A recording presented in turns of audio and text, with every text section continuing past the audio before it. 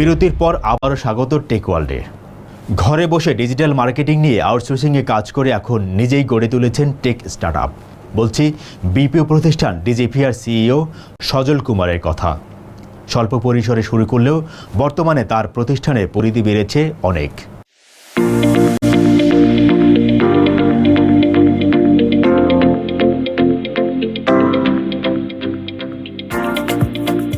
আমার জার্নিটা শুরু হয়েছিল স্টুডেন্ট লাইফ থেকেই। তখন আমি আপওয়ার্কের ডিজিটাল মার্কেটিং নিয়ে কাজ করতাম। সাথে আমার দুইটা ফ্রেন্ড ছিল। আমাদের জার্নিটা 3 জন দিয়েই ছিল আর কি। দেন আমরা 2021-এ আমরা মনে করলাম যে আমাদের একটা টিম প্রয়োজন, বিকজ আমাদের যে পরিমাণে কাজের ফ্লো ছিল আর আমাদের ক্যাপাসিটিতে এটা আসলে হচ্ছিল না। দেন তখন আমরা মনে করলাম যে আমরা ইনিশিয়ালে 5 জন পিপল হায়ার করে দেন সেটা নিয়ে কাজ শুরু করি। দেন আস্তে 5 জন থেকে 10 জন, 10 জন থেকে 15 জন, এভাবেই আমাদের আসলে টিমটা গ্রো আপ হয়েছে। এখন আমরা একটা বড় অফিসে আসছি, এখানে অ্যারাউন্ড 150 পিপল মতন কাজ করে। সো এটা আমার টার্গেট হচ্ছে যে এটা 2026-এ মিনিমাম 450-তে নিয়ে যাওয়া। আমাদের অফিসের কার্যক্রম আমরা কীভাবে পরিচালনা করি চলুন ঘুরে দেখাই।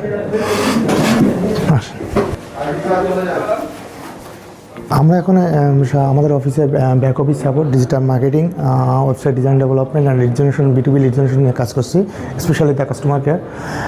বর্তমানে আমরা US এন্ড কানাডা নিয়ে কাজ করছি কান্ট্রিগুলোতে, বাট আমরা অ্যাজ সুন অ্যাজ অস্ট্রেলিয়া এবং UK মার্কেটটা এক্সপ্লোর করব। এখানে একটা হিউজ মার্কেট আছে যেটা আসলে আমরা কাজ করতে পারি। আমরা এখানে সাধারণত ভার্চুয়াল অ্যাসিস্ট্যান্ট এবং ব্যাক অফিসের সাপোর্ট কাজগুলো হয়ে থাকে। সো এখানে US টাইম জোনের সাথে মিল রেখে বাংলাদেশের টাইম জোনে কাজ করা হয়, যাতে ক্লায়েন্ট ডিরেক্টলি তাদের সাথে কমিউনিকেশন করতে পারে এবং তাদের ইনস্ট্রাকশন দিতে পারে কীভাবে কাজগুলো করতে হবে। সো অনেক সময় ক্লায়েন্ট ডিরেক্ট এখানে তাদের সাথে দেখতে পাচ্ছেন মাইক্রোফোনগুলো আছে, ক্যামেরাগুলো আছে, তারা ডিরেক্ট ক্লায়েন্টের সাথে ডিরেক্ট কমিউনিকেশনের মাধ্যমে কাজগুলো করে থাকে। এরপর আমাদের ওই পাশে আরও কাস্টমার সার্ভিসে যে কাজগুলো হয়ে থাকে চলেন আপনাকে দেখায়।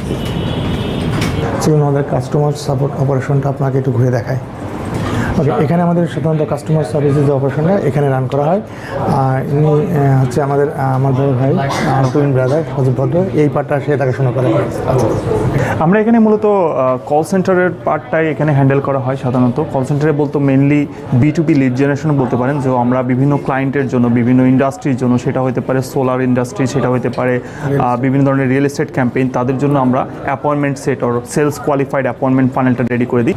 সো আমাদের গোল হচ্ছে কি তাদের সাথে যে অ্যাপয়েন্টমেন্টগুলো দরকার হয় বিভিন্ন কোম্পানির, তারা আমাদের সাথে কন্ট্যাক্ট করে, তাদের কাজের জন্য আমরা তাদেরকে জন্য অ্যাপয়েন্টমেন্ট সেট করে দিই তাদের বিজনেসের সেলস টিমের জন্য। সো আমরা সেলস কোয়ালিফাইড লিডটাই তাদেরকে জেনারেট করে দিই, যাতে তাদের যে ইন্টারনাল সেলস টিম থাকে তারা যাতে এই সেলগুলো ক্লোজ করতে পারে আর ইভেন রেভিনিউ জেনারেট করতে পারে তাদের জন্য। এটাই মূলত আমাদের কাজ হয়ে থাকে এখানে। ভবিষ্যতে আপনার কি প্ল্যান আছে বিপিও সেক্টরে?